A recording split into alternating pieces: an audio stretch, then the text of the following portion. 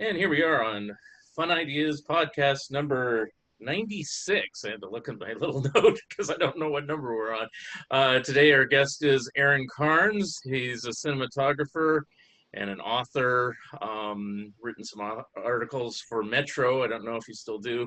Written a couple books, and you have a current book called The In Defense of Ska, or Ska music.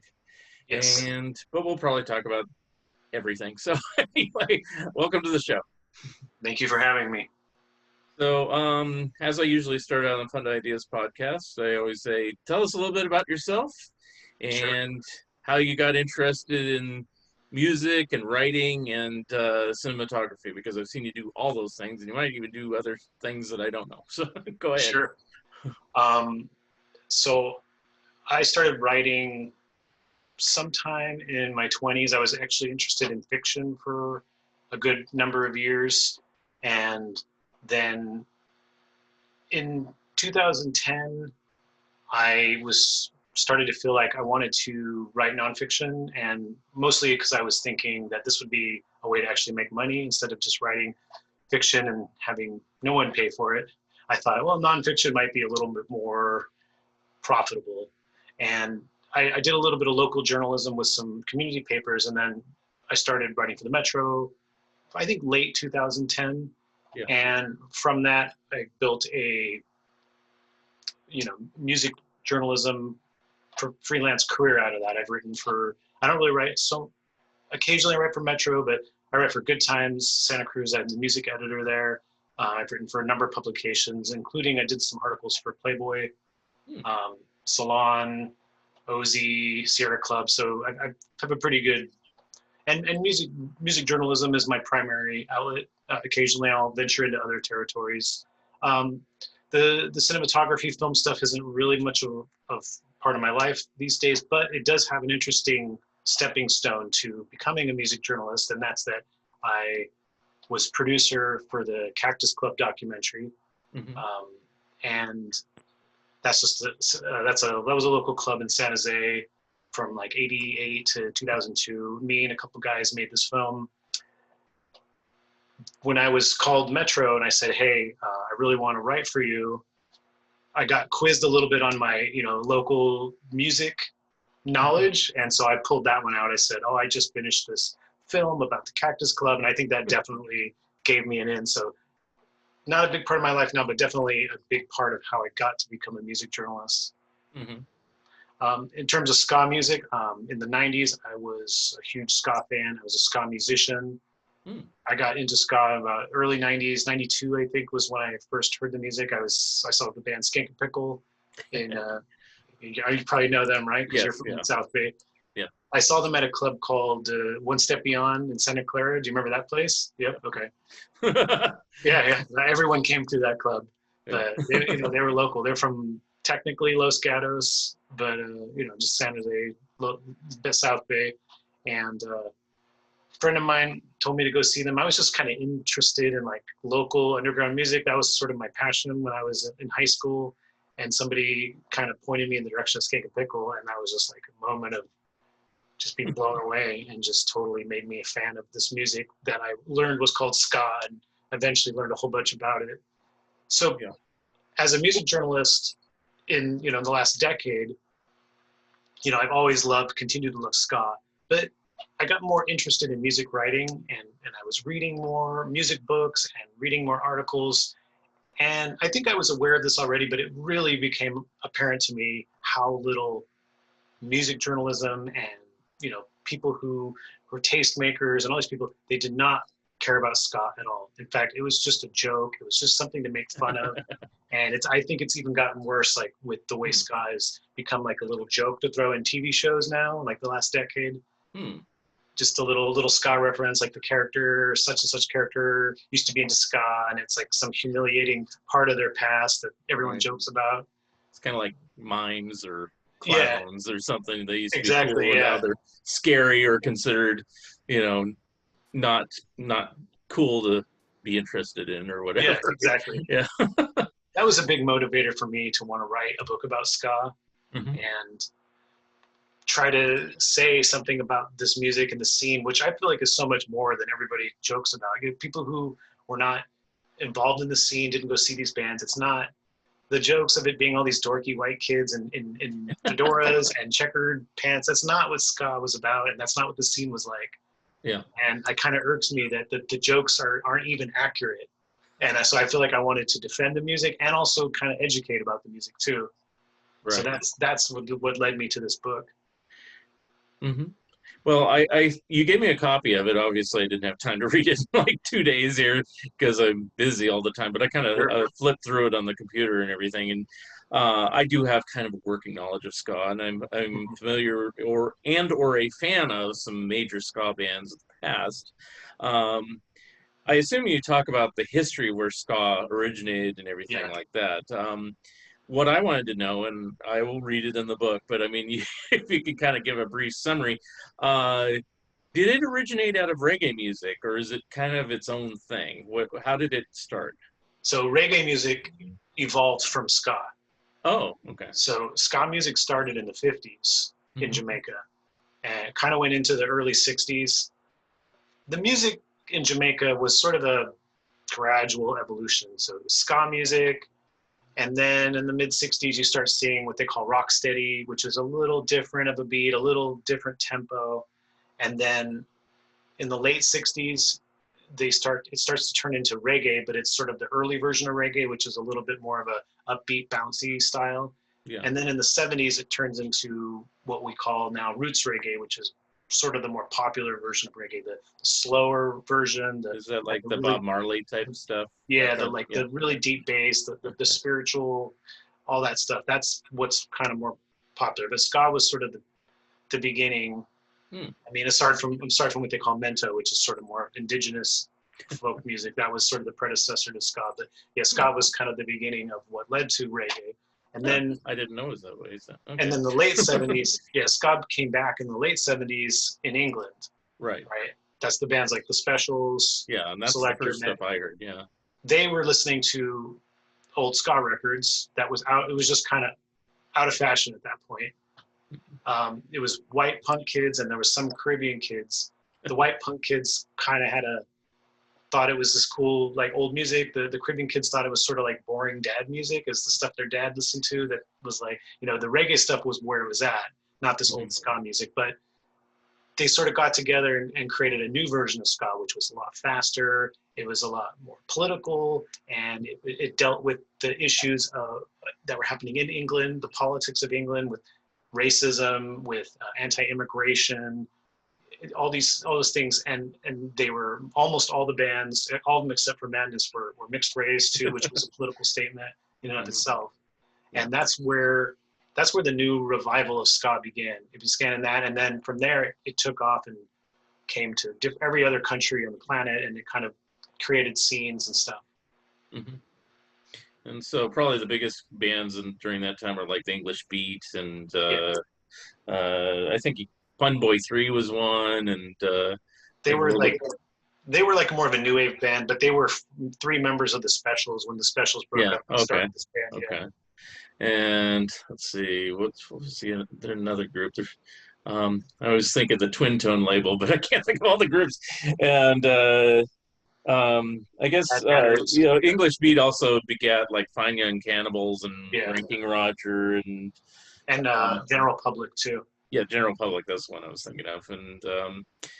And then later, there was groups like No Doubt and stuff like that, and they had a very big ska influence. Is that related in any way? I mean, obviously they're American and not British, but I mean, is there a direct lineage, or is it just, hey, we're interested in ska, we're going to do it too? There is a direct lineage, and this is where some of the ska narrative gets a little off by the general, like, mainstream narrative culture. The narrative is that in the mid-90s, there was a third wave ska revival. Bands like No Doubt, Real Big Fish, Save Ferris, Mighty Mighty Bosstones. That's kind of how it's presented. But what really happened was when the two-tone British bands were popular in like 79, 80, 81, that music trickled into the US. It wasn't it was very, very popular, very mainstream in England. This was like top 40 pop music. Right? It was very popular. In the US, it was like underground music. It didn't have a big audience, but it had a very loyal, rabid audience. So that sort of created all these 80s ska bands that were never bigger than the club scenes. Like you had in LA, you had this band called the Untouchables. In the Bay Area, there was a band called the Uptones. Oh, yeah. Boston had a band called Bim Scala Bim. In New York, there was a band called the Toasters, but that band's more known because they continued on through the 90s and they were popular in the 90s. So that's sort of what happened. Those bands formed in the early to mid 80s, and they created really vibrant scenes within their cities, and they started touring in the mid to late 80s. And more bands started coming out in the late 80s. Skank and Pickle started in like 88, 89, something like that. You see a whole new bunch of bands in the late 80s, and most of those bands are more punk oriented, that they're forming in the late 80s, and then more bands are forming in the early 90s. And by the time you get to the mid 90s, there's this really huge, vibrant underground scene, hundreds of bands. There's record labels that are devoted to ska that are doing super well. There's zines, there is compilations, there's tons of compilations. And these bands are on tour, they're making livings off of it. And then you start to see these bands get on the radio and MTV after all of this has been building up for like 15 years. And then it's like 5 or 6 bands from that are the ones that are put on MTV and the radio, and they're the ones sort of presented as American ska third wave. But they came from a scene of hundreds and hundreds of bands, and they were all unique. They did their own version of it. They had their own image. So that was part of the thing too, is that ska was like really diverse in terms of its musical styles and in terms of how the bands dressed and stuff. But because there was only 5 bands that got on MTV, the way they looked sort of became, this is what ska looks like, Money Boston's wearing flannel, Real Big Fish had Hawaiian shirts, so that's ska. Right. Yeah, but that's not reality. So how has it gone to that? Because you're saying that was pretty popular and successful, even though it was very limited and narrow in focus. Sure. To where you said earlier that like present day, people kind of make fun of it. Where did that kind of turn of events happen? I think it came from that mostly because ska left the mainstream around 99, 2000, and then when it left, it kind of became really uncool. People, where it was once maybe a teeny bit cool when it was on MTV, it just became the antithesis of uncool right away. Just nerd kids and their dorky hats. That's how it got presented. And a lot of bands quit, a lot of bands broke up, a lot of bands tried to present themselves like they weren't ska, like they would alter their music a little bit just so that it could be construed as a different style. But also a lot of bands continued on, and a lot of people continued to be fans of the music, but it went underground again. And as far as like mainstream culture was concerned, the music was totally dead. But for the next 2 decades, from then to present, it continued on in the underground scene, and it continued to be popular. So I think what started happening about 5-10 years ago is that some of the kids who grew up in the 90s who weren't really super into the scene, but they kind of got swept up into what was happening in the mainstream culture, they're now creating shows, and they're kind of involved in the media basically. So of course they go, oh, I remember this dumb thing I was into for 2 years, and how stupid is that I used to wear fedoras and Hawaiian shirts, and I was really into Real Big Fish. And that thing's totally dead. It's so funny. So they would write that into a show, and I think it's getting like more and more reinforced that it was a 2-year trend that was ridiculous. It was just right in between grunge and swing, and it's like they're missing the whole through line, and that it's always been, since the two-tone stuff, it's always been popular. There's always been a lot of bands, there's always been a lot of fans, and there's always been a lot of versions of it. Yeah. In fact, there's like a ton of new young bands right now that are playing the music, and they're doing really well, and they have audiences, and they're making interesting music. Yeah. So do you think, because of what's currently going on, what you're talking about on the underground level, do you think it'll make a comeback yet again?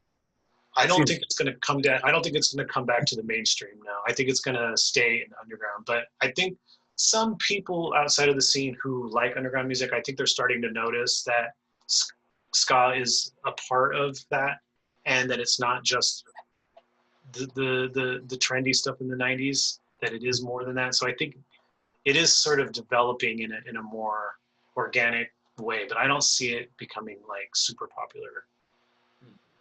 Interesting. Yeah, it's like I was thinking about my record collection, and I go, I have a lot of ska stuff, but and I didn't even realize it because I mean, because you're saying the hats and Mm-hmm. the shirts and everything like that.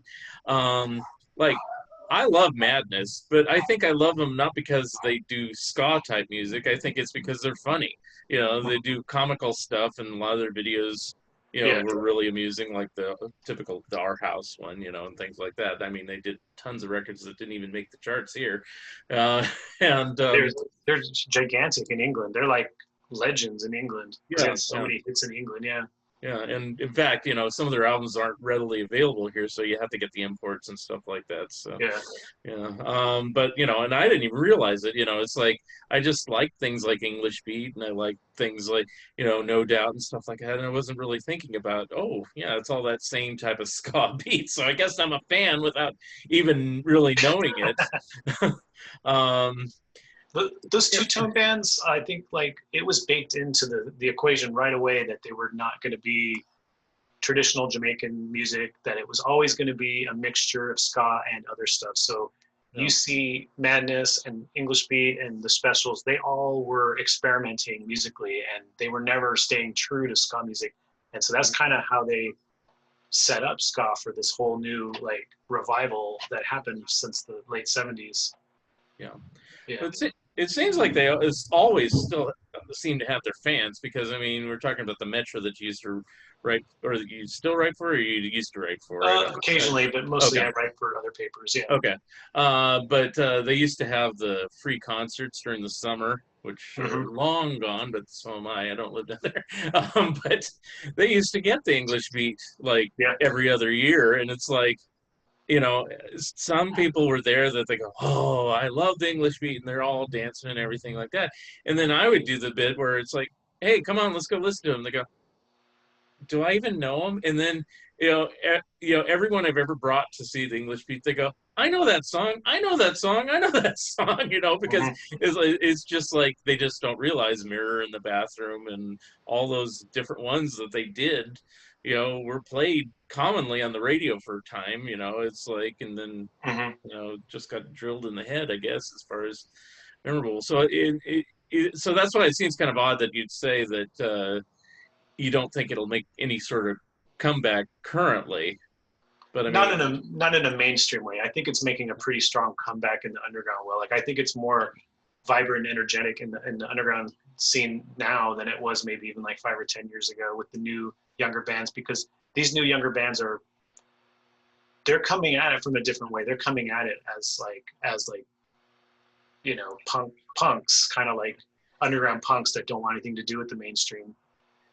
do they sound any different? I mean, Yeah, like you said that the ones that originated in England in the 80s and 90s kind of had a political bent. I mhm. mean, is that still the case, or they tend to it, write on other subjects? it's more. I would say it's more political now More political, okay. than in like say the 90s. There was 90s was a mix of bands that were political and goofy and all kinds of different things. But a lot of the bands now, I would say, are more geared towards being punk and being political.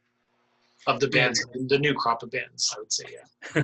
And on the new crop of bands, they tend to, if they're staying underground, I guess, do they have recording contracts or even press discs There's a or few, anything? Or are they just doing yeah, live? Because right now with the pandemic, yeah. how do you do anything? I don't know. So There's a few good what do they underground. do?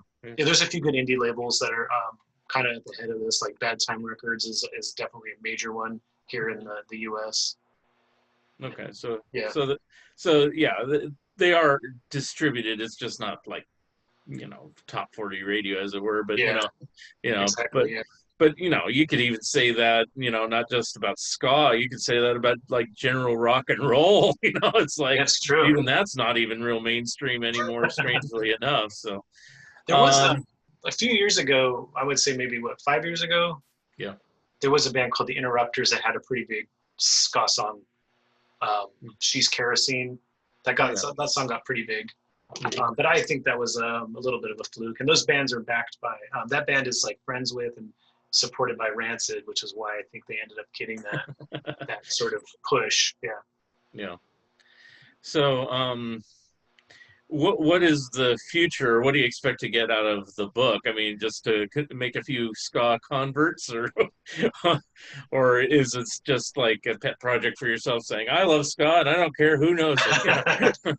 um, Converts in a way, yes. I mean, I'm hoping to change the narrative a little bit with like music people, people that are into music that will give the time of day to every single subgenre of alternative music and give it all this respect and put it into the thread of the musical landscape. I'm hoping that ska will be considered a little bit more seriously within that.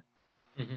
That's kind of my hope. And I've talked to a fair amount of people who either didn't like ska, didn't know much about ska, that have taken an interest in my book and have read it or read parts of it and have felt already a little bit like, maybe I should reconsider my biases towards ska music. So, and Hmm. that's what I think the book will be loved by people who already like ska, but I think people who don't know much about it or don't like it or claim to not like it, I think they'll enjoy it. And I think that they'll come away with stuff that they didn't expect. And Yeah, that's respect for this music.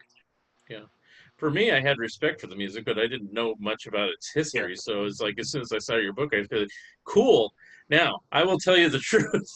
Since we haven't talked for years, I think, but it's Yeah. like I knew you were working on this book, but for some reason I confused it. I thought you wrote a book about the San Jose music scene. That is what you did your That's uh, the film. Yeah. documentary on. So, um, but did that documentary beget this book, as it were?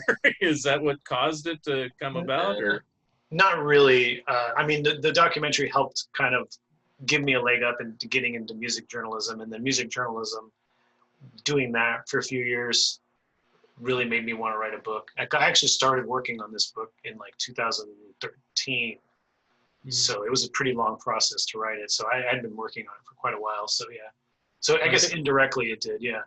And I think I remember you mentioning it, but for some reason I always thought, oh yeah, he's doing a book on the San Jose music scene. I was like, good luck to you on that, because I mean, it's like a documentary is one thing, but it's like Yeah. unless you're in the Bay Area, I don't know. But then I was surprised. Like, oh, it's about ska in general. Okay, okay. So it's good to read before you do a podcast. Anyway, um, but when you're doing your music journalism, let's kind of back up a little bit. Sure. You did you cover all types of music, or were you assigned? How did that career work? Did they tell you I've where to go, or? always, yeah, I've always written about a variety of music, and I've rarely ever been assigned anything. That world, at least from my experience, is generally like, yes, you can write for us, or yes, we're open to let you write for us, but pitch us all your ideas. Oh wow, And so okay. you're always the person coming up with the ideas. Every once in a while, an editor that you have a good relationship might say, hey, can you write this thing for me? But generally, it's like you come up with the ideas, you pitch them, you convince me to let you write this. So I did that. I've done that a lot, still do that. And as a music fan, musician, I've always had an interest in like a wide range of styles. So, and I've approached writing that way too. So Mhm. yeah, So, I so can't, what I can't. other genres have you written about, or that you like, even if you haven't written about it? Oh yeah, I mean everything. It depends on the outlet. I mean, when I write now, I contribute a lot to Santa Cruz, so it's dependent on their scene, which there's a lot of like indie rock, indie folk kind of stuff. I'll do like hip hop stuff too. I think the styles were probably the styles I do the least amount would be something more like heavy metal or jazz. Like those are things I don't necessarily dislike them. I just don't have a lot of knowledge. Mm-hmm. But things like, indie rock and, even a little bit of reggae or, hip hop, those things I know a lot more. Folk music, Santa Cruz loves like folk music and bluegrass, so I do that stuff too. So it was really, and I'll write about music I'm not that into because I like music and I like reading about music, so I'm happy to do it. We're dancing. Yeah. Anyway, but yeah, the reason I asked is because I had a female friend. I'm still friends with her. She's down in the San Jose area, and she was also a music writer, mainly online. And she would get told what to do, but she also had a big audience, a big knowledge base, I should say, not that. And in her case, they gave her free tickets. And I used to be her quasi date back in the old days because, I was single and she was too. And, we'd go to things and we'd go to like heavy metal one week, like one of the groups was called like the Black Label Syndicate. And then the next week, we saw like Total Punk with the Prodigy, and then the next week we saw Michael Bublé. It's like I was fine going to it because I just love music too. But I was like, it was like a weird mixture, and of course, different people were like, "You saw Prodigy," and then other people, "You saw Michael Bublé," and that's like, yeah, so I was just wondering how, and also when I write my articles mainly about animations and comic books and stuff like that, they usually assign me something, so that's why I'm like, wow, you can come up with your own ideas. Now I do with my books. So most of my books I come up with my own ideas because I've been doing it so long. I said, can I do a book on this? And most of the time they'll say yes. Sometimes they, but when I used to live in San Jose, I used to kind of get into shows a lot more. It would in a way, it almost didn't matter if I was writing about it or not. You could just kind of request, get to know the clubs. And the one I always wanted to go to was the Mountain Winery in Saratoga, because those are like amazing shows. Even whether or not you like the music, it's just a nice environment. And so I got to see a few of those shows for free. The best one I got to go to was when Weird Al played the Mountain Winery. I got to go. I got like maybe second row tickets, and that was awesome. Mm-hmm. That was like one of my favorite shows I've been to. The one I used to like go to, and now I can let it out of the bag because I don't even know if they do them anymore. I used to sneak into the Montalvo shows because where my dad's house was and is, he basically was in the backyard of Montalvo. You have to go down the road and into the bushes and stuff like that, but you could sneak into any concert for free. And I saw a lot of big name acts because I got a few things over the years. And the one I remember well is I went to see Ringo Starr just because this is the closest a Beatle will be in my living room. I'm gonna go. And you just had to go after they started because then they weren't looking for tickets. But if you went before that, they'd want a ticket. So you always have to miss the very beginning of the show. I never got into Mountain Winery for free. That was always a little more difficult. So, but I saw a few things there. So where do you live now? Are you in Sacramento or are you in Santa Cruz? Sacramento. Oh, okay. So I'm the music editor at Santa Cruz newspaper, Good Times, but I live in Sacramento. So okay. So do you commute a lot for this? No, I do it all on phone, online. The only time I really find myself going down there is if I'm working on a cover story. I might feel like I need to go in person and do some reporting, but most of it I could do over the phone or online.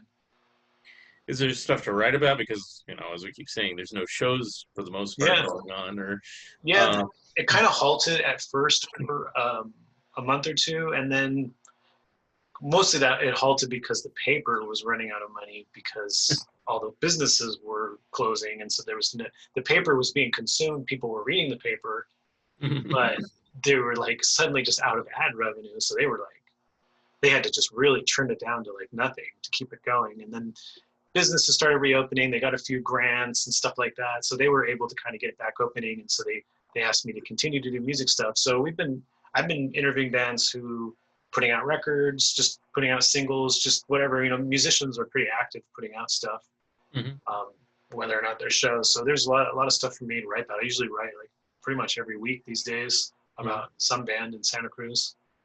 So you're mainly doing interviews more than anything else, or? Yeah. I'm totally unaware. I mean, it's like I know some movie theaters have opened up, but I mean, have shows come back at all where you're like wearing a mask or something, or is it? So in Santa Cruz, and it's probably true in other places, what you'll see is a few places are doing outdoor dinner and a movie shows. Okay. So in Santa Cruz, there's a place called Michael's on Main, which is mainly a restaurant, but they've been a pretty solid part of the music scene. But they have like a place inside with a stage and a couple hundred people.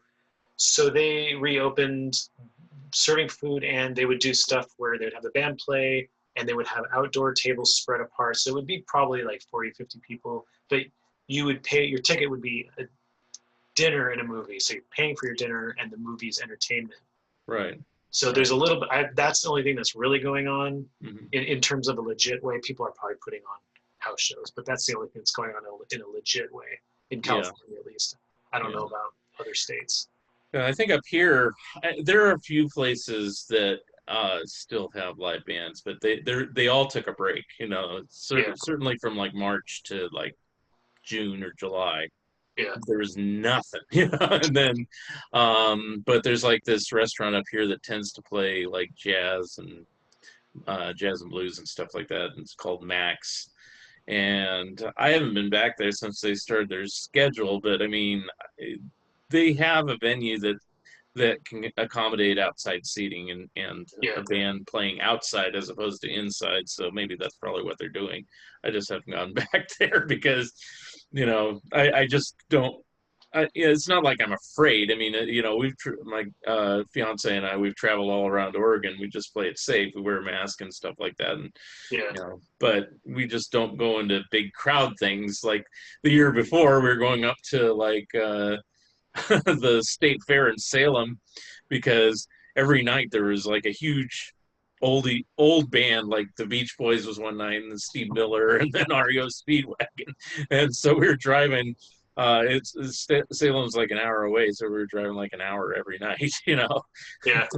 So, but it was cool. I actually haven't got any shows. I mean, I'm not completely against it, but the way I view the situation we're in now is that you kind of pick and choose your risks, and you try not to do every single risk you can think of. So, hiking is important to me. So my wife and I will hiking, and we try to be safe and try to, go when not a lot of people are there, and we haven't, we'll go pick up food, bring it home, that kind of stuff. So kind of just pick and choose a few risk areas, but not every single thing. And seeing live music, as much as I love live music, doesn't feel like a high priority for that risk, the kind of things I'm choosing to risk myself on. Yeah. Yeah. I was just curious how the scene was down there, but it's like, sounds like, it's an easy way to do it, and that you don't have to be face to face as long as you can do like what we're doing, a Zoom meeting or over the phone or whatever. You can interview almost anybody if they want to pull out their guitar or whatever and start strumming away and playing something for you. You could get an exclusive concert that way or something, Let's see, what was I going to ask you? Just wanted to know, you said you kind of put down the camera, as it were. That's kind of how I met you in the first place, I believe. It was our mutual friend Jaime, and that was the comedy thing, right? That's when we first met. Yeah. So, I mean, how did that originate, and how did you get into that? Just out of curiosity. So I was interested. Music and film were both things I was interested in since I was a kid. I started playing music in band in 4th grade, and then I started doing bands with my friend at about sophomore. So before that, my friends and I would always, I would say probably like junior high to early high school, we would always get together and make movies with my parents' camcorder. So these two things in my life were like the things I loved. So when I went to college, I went to college, I did junior college, and then I dropped out, but then I went back to college when I was in like 27, 28. And I was like, film is the thing that I should study because it's one of the things I love, right? And I got a degree at San Jose State with film. I started that Cactus documentary while I was in college and finished it after. And I did some other stuff, some one-off gigs like the thing with Jaime. I did some wedding videos. I did a variety of things, but I really I don't know. I just didn't enjoy it. Like when it came down to it, like I liked the idea of it, but I didn't enjoy the act of it. And I just was like, ah. And I got into writing in my 20s just because I started really falling in love with books and stuff. And I really wanted to, I don't know, I really wanted to write books or wanted to write short stories or whatever. So I don't know, I just did that. I didn't necessarily feel like there was much of an opportunity with that. But yeah, like I said, I burnt out on film, but I was like, maybe there's something with writing. Maybe I can do something that's nonfiction or write for a newspaper. Like those are paying jobs. So yeah. It's not the same as trying to convince somebody to buy your like weird novel, right? Yeah. So I moved into that territory and I really enjoyed it. I think I could see it gave me a lot of insight into the things that people are passionate about versus the things that you enjoy doing. I didn't enjoy the work of film. I liked the idea of it, but I didn't enjoy the work that it took to make it. But when it came to writing, I did enjoy it, and all the things that were not easy about writing. You do these long interviews, you transcribe your interviews, you try to put it all together. Like all these things are really difficult, but I never tried to get out of it. I always enjoyed doing it on some level. So I figured, well, I should keep doing this because I actually like this. Yeah. I think we're very similar in that regard. Now, I wanted to be a cartoonist originally, but I did a number of years with my friend Dane. We did a bunch of celebrity interviews and stuff like that. But and we did a couple comedy shows and things like that. But I had fun editing them and stuff like that at the time. But I found that to be very, very tedious. And it's like I wanted to just like, here's what I shot, you fix it, you do it, and but so I'm like you, I kind of moved off into more writing. Yeah. But I was just curious, it's like, so on your writing then, did you have a preference? I know you did a book, and you'll have to refresh my memory because it's been so many years. Did you have a preference for writing more fiction or nonfiction? Well, I started out with fiction, and I think that was the dream. But I didn't really consider nonfiction until I was thinking of it as a way to make money. But as soon as I moved into nonfiction, like the fiction just stopped. That just became what I liked, and I also felt like I was much better at it than I was at fiction. Yeah. So I don't know. That it's similar. It's just like, I think there's that dream of writing a novel, but and I can do it to the point where it's a job. I can do it every day. So I haven't really written fiction in quite a while.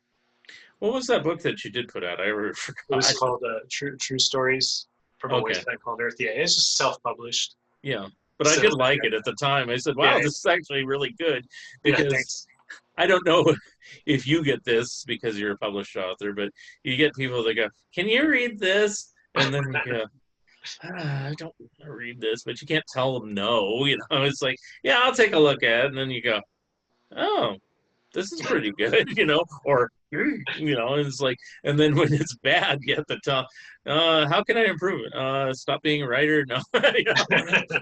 But, you have, from what I've read on that book, well, I read that book completely, but on the new Ska book, you have the type of writing style that I like. It's very easy to read.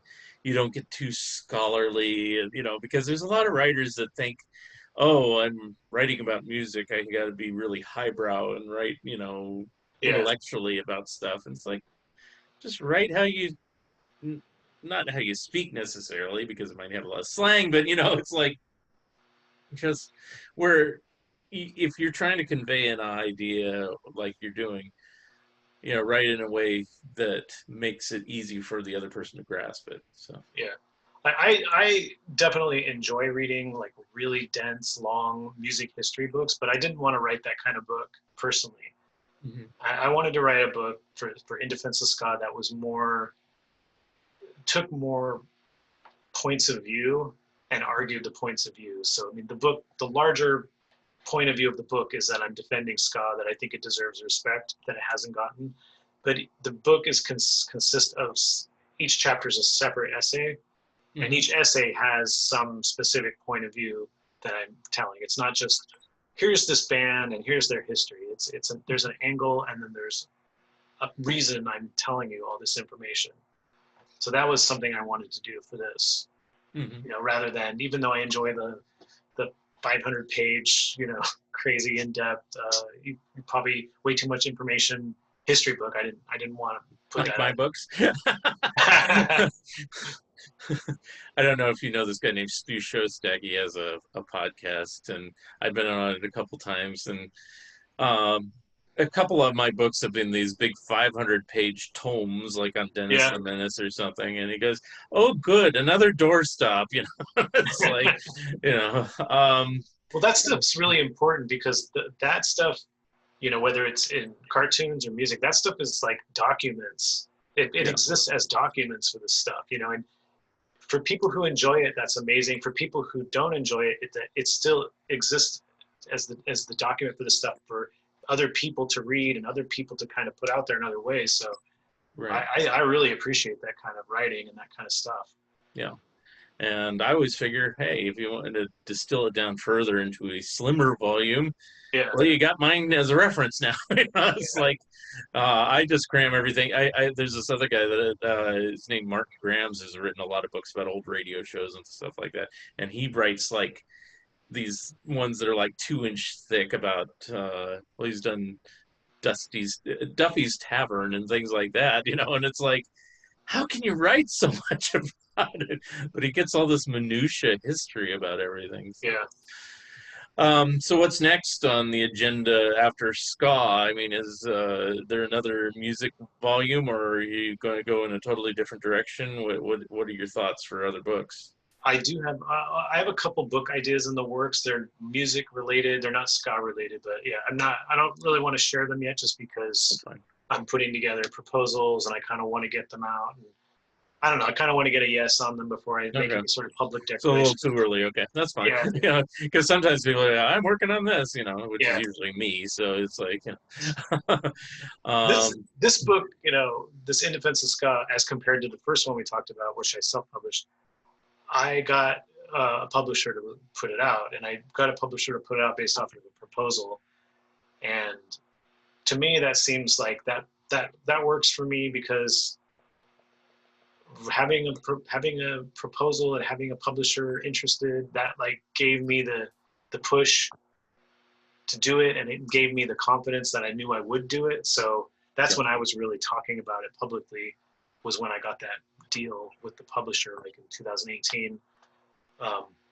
So that's kind of how at this stage, that's how I'm going to approach it. Like, if I don't have a deal, even if I start working on it, I don't know that I'm going to finish it. So but if somebody says, yes, here's a contract, I know I'll finish it. Okay. So that's what I kind of meant. If you're working on something that you already have a contract set up. No, not yet. Like for me, I'm working on a Disney book and a Mad book, but I have contracts out there. So, you know, but I have other ideas, but I'm not really going to throw them out there because you might take it. No. But you mentioned you have a publisher for this. So what's the publisher? I was just curious. And how did you approach it, or did they approach you? So they're called Clash Books. And by the way, my book's available for pre-order on their website. Okay. The book comes out in May next year, but you can order it now on the website. And, you know, if you order it off their website, you'll get it in April. It's going to be probably on Amazon and bookstores, probably for pre-order in December, but you know, I think it's better to get it off the publisher's website, and more money goes to me and the publisher than if you got it on Amazon anyway. So just put that out there. Clash, they do kind of a variety of things, fiction, nonfiction, poetry. I wrote this proposal in summer 2018, because part of the reason I wrote it is because I didn't feel like I had a really good direction for this book. I was sort of collecting interviews and having all kinds of different thoughts about which direction it should go, but always sort of changing my mind on that. So I wrote a proposal partly to refine my idea, but also to get myself to do it. Like, I'm going to write this proposal. If somebody says yes, then I'm going to put energy into it. And if it doesn't, maybe I need to like think of something else. Because before that, the first 5 years, I would work on it, put it aside, work on it, put it aside. You know, it never was like a top priority because I didn't have anything invested in terms of other people. Right. You know what I mean? Yeah. I was under the impression you had an agreement all these years, and I go, wow, No, they're really patient. no. No, it was mostly interviewing those first 5 years and continuously brainstorming and sort of saying this was what I'm going to do and then changing it. And a lot of research, just a ton of research. I mean, I knew a lot about ska before 2013, but in that 5 years, I really learned a lot about ska. So that put me in a really good position to write the book the last few years. I wrote them a proposal that was a defense. And that's actually when I came up with the idea that I was defending the music when I wrote the proposal.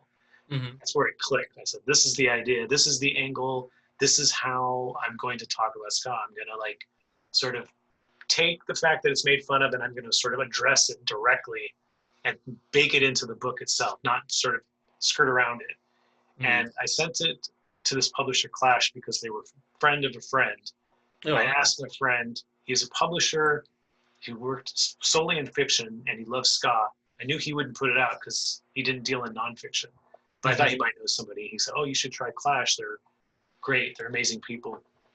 I sent them the proposal and they said yes. They're the only people that said yes, by the way. I sent the proposal to a variety of agents, publishers. Oh, okay. Yeah, that was my next question. I got a few no's. Yeah. I got a few passes and a lot of nothings, you know. They said yes, we love this idea. You know, we did a contract. It happened pretty fast. Yeah. After they said yes, and I got to know them, I learned that they don't like ska at all. But they're fascinated with it. And the fact that I wanted to defend it completely piqued their interest. Yeah. And it put them all on board with this book idea. And, you know, they've really come to love the book. Yeah. Even though not exactly big fans of the music still, but maybe appreciate it a little bit more than they did. Yeah. Yeah. Well, I mean, it all boils down, like I said, it's how you write. And I think you're a good writer because a good writer can convey an idea where, you know, if, like you said, if you're not interested in it, but you like the person's writing, you can still be interested in it on that level, saying, I don't like ska, this book hasn't changed my mind, but I like his argument. I like how he's talking about it. So, you know, I'll give this a read, you know. You mentioned you did a lot of research and stuff like that. Besides interviews, I mean, are there a lot of books out there about ska or no? There's a handful of books, but okay. For early ska, you're going to see mostly like reggae books with the first, you know, fourth of it or first third of it about ska. That was where I got a lot of my best. Bass Culture is the name of probably the best book I read on Jamaican ska, and that's technically a reggae book, but he starts at ska, goes to rocksteady, goes to reggae, and then kind of touches on dancehall, which is the 80s sort of hip hop melding of reggae in Jamaica. So, and then there's some stuff written, there's some British stuff written on Two Tone. There's some BBC documentaries that are made because it was so big there on that stuff. There's a few people that have written books. There wasn't a lot of people that wrote much about 90s or American ska. That's changing. There's a couple other people that are working on some stuff too, and that are probably going to come out either right around the same time as my book or a little after. You know, we'll kind of see. But ska renaissance here. Now, here's a question. It's like, why Jamaica and why this type of music? I mean, if that makes sense. I mean, why did it originate there instead of, say, the logical choice like Africa or you know, somewhere else, you know, anywhere else, you know? Well, it's a combination of things. One of the things that happened was in Jamaica, a lot of the people there, you know, we're talking about people who live in more of the ghetto areas. They loved American R&B. They loved jazz. They would get this music from radio. They would have DJs would spin this music. At some point, you know, there's no clear-cut line because you're talking about oral history at this point and everyone's got a different story. But basically, with the combination of the folk music, mento music, which sounds a little closer to calypso, and their love for R&B and jazz, and their attempt to play this music or kind of put their own spin on it, it kind of came out different. You know, the beats were kind of backwards in a weird way. They flipped the beats are on the upbeats instead of the downbeats, and it kind of evolved from that. But it was definitely R&B and jazz were huge influences, and that's just because that music was really popular. And then that became the music that became the music was ska music and stuff. Were the beats intentional, or is it just a happy accident? That's nobody that's really I don't know knows. if there's a clear answer on. My guess is happy accident. That would be my guess. Yeah. Yeah. I mean, it kind of reminds me of, I'll talk about monkeys since I have a monkeys book, but there's an episode of the Monkees where they're talking about the difference between rock music and soul music. Now, it's very basic, and it's like, I don't know if I even agree with it, but, they're saying rock music has the beat on the first and third beat, whereas soul music has it on the second and fourth beat, and it's like, I kind of get what they're saying, but it seems like very simplistic way of saying, how the music evolved differently. But I wouldn't expect there to be any clear-cut thing. But, you did mention Calypso, and I'm wondering how that kind of, because like Harry Belafonte did big records back in the 50s that were popular here and stuff like that. How did that kind of all fit in at that time? Well, Calypso was, I think actually the main country of origin for Calypso was not Jamaica, but like Trinidad and then a few others. Calypso in Jamaica existed more as tourist music, kind of. Like you'd go to the more popular parts of Jamaica and there'd be a band playing Calypso. Mm-hmm. In fact, like if you watch that movie, Dr. No, the James Bond movie, there was a band who played ska music normally, Byron Lee and the Dragoneers.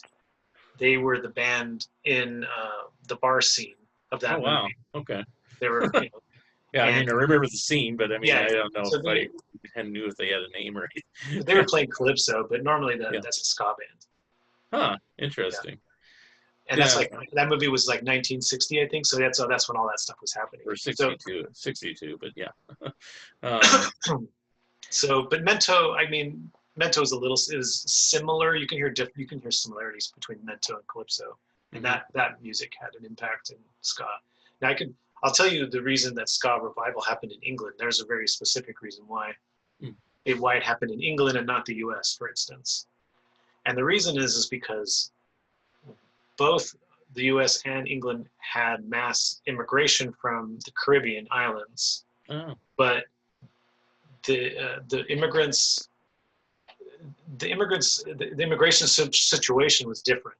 In the U.S., you had a lot of Black people already in the U.S. and Black culture already existed in the U.S. So a lot of people that came from Jamaica and the Caribbean kind of assimilated into American Black culture for the most part.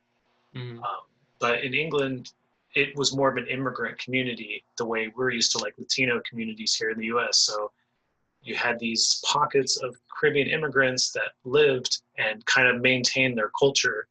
They kept their music, their food. They had, in Jamaica, there's a popular way they listen to music is called sound system. They're like these sort of DJs with these giant speakers. A lot of times it was outside. If it was inside, super loud, just bass turned up. You had a lot of sound systems that went to England. So the music was really vibrant in England. So you had second generation Caribbean kids who are now English, but their parents immigrated. You had a lot of the poor white kids lived near the Jamaican community. So they're kind of hearing this music. They're kind of digging this music. So that's the backdrop of ska getting a revival in England, is that music is kind of around. But in the US, it wasn't really around much because, like a good story anecdote about what happened was one of the architects of hip hop was named DJ Kool Herc. He's a Jamaican immigrant. He brought sound system Jamaican culture to the Bronx. And the culture was, like I said, you're spinning music and the DJ talks between the songs and you have the loudspeakers, you're playing it out. He would play that in the Bronx and he would do it the way that he knew to do it, which was reggae music. Rocksteady, all that music. This is in the early 70s. And it just kind of, they didn't really care for it. So, so he's like, okay, I'll play soul music. That's what they like. So he's spinning soul music. People dig it. They like the outdoor speakers. They like it. And from that, and he talked in between songs, kind of talked. There was a rhythm to the talking. So that this kind of laid some of the groundwork for what became hip hop. He was taking these elements of Jamaican culture, but since it fell flat, he modified it to make it more American. But you didn't have that modification so much in England. That's very interesting. Yeah. Yeah. I've seen some documentaries on hip hop, but they don't really go into the ska connection too much. Yeah. I mean, they do talk about Jamaica and they talk about the Caribbean and stuff like that, but they kind of leave that bit out. I mean, I don't know. Is there a reason why they would leave it out? Just because it kind of is such a difference, from I think that's like an in the weeds sort of detail about the hip hop, because there's so much more stuff that happened. Then you're talking about they're building on the breaks rather than the songs, because they're discovering that the breaks are more popular than the actual melodies, and there's all kinds of steps that happen. But the earliest steps were just more the Jamaican sound system culture being taken here and changed over to soul music. Yeah. Very interesting. Okay, well, I don't know if I have any other questions for you right now. Sure. I always usually just kind of wrap it up by just saying, you mentioned you don't really have any other book ideas you can disclose, but I guess give one more big promotional push if people want to get in contact with you, or website or anything like that, or if they want to get autograph copies or whatever. My website is aaron-carnes.com, so there's a link to buy the book, and the book's on clashbooks.com. And I also so one thing I am working on right now is I'm creating a Substack newsletter. People can sign up on my website. I'll start sending out newsletters this month, and on my other interesting stuff. It'll be stuff about my book, but it'll also be music journalism stuff, and I'll probably do some original reporting as I get going into the next year. And I think I'm working on a podcast component too, so we'll have some of that stuff maybe in December, January. Okay. So that's something that all that information's on my website, Aaron. Okay. Yeah, I signed up for it today. I just said, "Oh, you have a mailing list." And any. I know we're still in the pandemic. I used to ask this in the early days. Guys, I started this podcast in 2018, and back then you could say, "Well, are you going to appear at any shows or anything like that?" I mean, but is there anything in the plans in the near future for even bookstores or something? Wear a mask, but sign some books or something, or is it too early yet? Yeah, I think people are still waiting and seeing them. Since my book technically releases in May, it's really hard for me to know what the state of the world's going to be like in May. So right now I'm just going to do as much promotion this way I can, now, and see what happens. Yeah. All right. Well, try to help you out any way I can. I always, that's why I have this podcast. It was my friend Lee Hester of Lee's Comics who encouraged me to do this.